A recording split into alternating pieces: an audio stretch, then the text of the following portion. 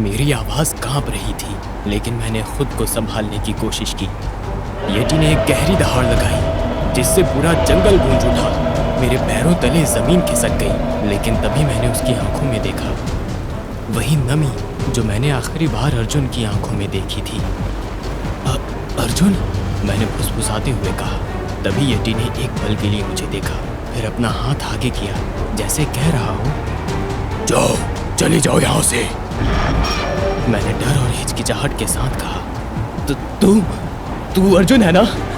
लेकिन अगले ही पल वो अचानक गरजा और बिजली की तेजी से मेरी ओर बढ़ा। अर्जुन, रुक जा! मैं चीख पड़ा, लेकिन देर हो चुकी थी। उसने अपने विशालकाय हाथ में मेरे गले को जकड़ लिया और मुझे हवा में उठा दिया। मैंने उसे रोकने के लिए हाथ पैर मारे, लेकिन उसकी पकड़ किसी लोहे के बेड़ियों जैसी थी। अर्जुन, अर्जुन, अर्जुन प्लीज, अर्जुन। मेरी आवाज धीमी पड़ गई और फिर अंधेरा छा गया।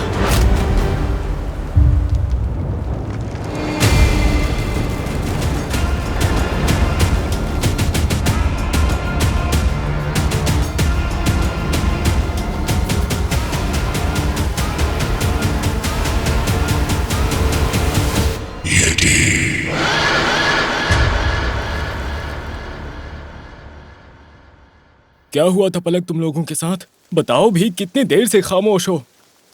एक जानी पहचानी आवाज आई। ये आवाज मेरे कानों में पड़ी तो समझ नहीं आया कि मैं आखिर हूं कहाँ। जब मैंने आंखें खोली तो एक सफेद रोशनी ने मेरे पुतलियों को जला दिया। चारों तरफ धुंधला धुंधला दिख रहा था। फिर धीरे धीरे चीजें साफ होने लगी। तुम्हें होश आ गया? मैंने सिर घुमाया। पलक मेरे सामने खड़ी थी, साथ ही रोहित और राधे भी खड़े थे। उनकी आंखें चिंता से भरी थी। तुम ठीक हो? हाँ, और तुम ठीक? अरे सुमित, तुम्हारे गले पर ये निशान कैसे हैं? पलक की आंखों में डर था।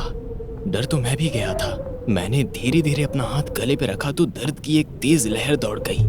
सामने की ओर आईना लगा हुआ था। मैं तुरंत उठा और मैंने गर्दन के पास देखा, जैसे किसी ने पंजे नहीं बल्कि उंगलियां गड़ाई हो। वो भालू ने मुझ पर हमला किया। मैंने झूठ कह दिया। मैं खुद नहीं जानता था मैंने झूठ क्यों कहा। शायद सच कहने की मुझ में हिम्मत नहीं थी। हाँ, सच वो भालू ही था। डर की वजह से मैं गिर पड़ा। तभी टेंट का पर्दा हटा और चीफ संजय सिंह अंदर एक शेर की तरह दहाड़ लगाते हुए घुसे। रोहित, क्या उसे होश आया? उनकी गरजती हुई आवाज पूरे टेंट में गूंज उठी। सर! संजय सर ने मेरी ओर देखा भी नहीं था और सीधे रोहित से सवाल किया। फिर रोहित का जवाब मिलते ही वो गुस्से से मेरी ओर देखने लगे। ओह, पहले ये बताओ, तुम समझते क्या हो अपने आप को? चीफ संजय तमतमा रहे थे। वो उम्र में हम सबसे काफी बड़े थे। उनका गुस्सा जैसे आसमान छू रहा हो। बिना किसी को बताए अकेले जंगल में जाने की हिम्मत कैसे हुई तुम्हारी? सर, मैं बस अर्जुन को। अर्जुन मर चुका है। चीफ संजय की आवाज तलवार की तरह कटीली थी। हमने उसे ढूंढने की पूरी कोशिश की, लेकिन तुमने अपनी जान खतरे में डाल दी। अगर तुम्हें कुछ हो जाता तो? मैं चुप था। सच बताने की हिम्मत नहीं थी। तुम्हें अंदाजा भी है कि तुम्हारी ये हरकत तुम्हारी पूरी जिंदगी बदल सकती है। पहले ही अर्जुन के गायब होने पर कितनी तरह की बातें हो रही हैं। लोग आर्मी पर उंगलियां उठा रहे हैं। मैंने गहरी सांस ली। कहने के लिए बहुत कुछ था, लेकिन समझ नहीं आ रहा था क्या कहूँ, कैसे कहूँ। सर, अगर अर्जुन जिंदा है तो? ये सुनते ही पूरे टेंट में सन्नाटा सा छा गया। सबके चेहरे पर हैरानी साफ देखी जा सकती थी। कुछ देर की खामोशी के बाद चीफ संजय ने मेरी ओर गहरी निगाहों से देखा। हो सकता है वो अर्जुन है, एक योद्धा। तभी हमारी टीम उसे ढूंढने की कोशिश कर रही है। ये सुनते ही पलक अचानक से कहने लगी, सर, उसे ढूंढने की कोशिश बंद कर दीजिए। आपने सही कहा कि वो मर चुका है। उस जंगल में मैंने महसूस किया 2 दिन से ज्यादा कोई जिंदा नहीं रह सकता। वो जगह खौफनाक होने के साथ साथ सच में श्रापित है। मैंने पलक की ओर देखा। मैं बहुत हैरान था कि ये शब्द पलक के हैं। वो पलक जिसने अपनी जान के बारे में भी नहीं सोचा था और खौफनाक जंगल की ओर बढ़ गई थी अर्जुन को ढूंढने के लिए। आज उसी ने सबके सामने अर्जुन को मरा हुआ घोषित कर दिया था। क्या कह रही हो पलक तुम? और तुम ऐसा कह सकती हो? मुझे यकीन नहीं होता। पलक नजरें झुकाए खड़ी थी। तभी संजय सर ने पलक की ओर देखकर कहा, तुम्हारी टिकट हो चुकी है। कल सवेरे तुम वापस दिल्ली जा रही हो।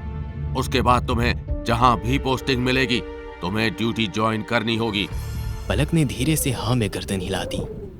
जो कुछ भी हो रहा था वो मेरे समझ के बाहर था। पलक के अंदर आए बदलाव को मैं समझ नहीं पा रहा था कि आखिर वो ऐसा क्यों कर रही है। ऐसा क्या हुआ था जंगल में जो पलक अचानक इतना बदल गई।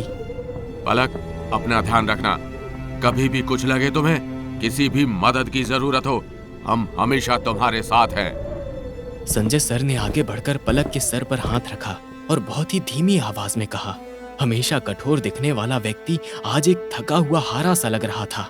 पलक की आंखों में भी आंसू छलक गईं। वहीं मैं बस इसी सोच में था कि आखिर पलक अर्जुन को मरा हुआ कैसे घोषित कर सकती है, क्योंकि मैं अच्छे से जानता था कि अर्जुन जिंदा है।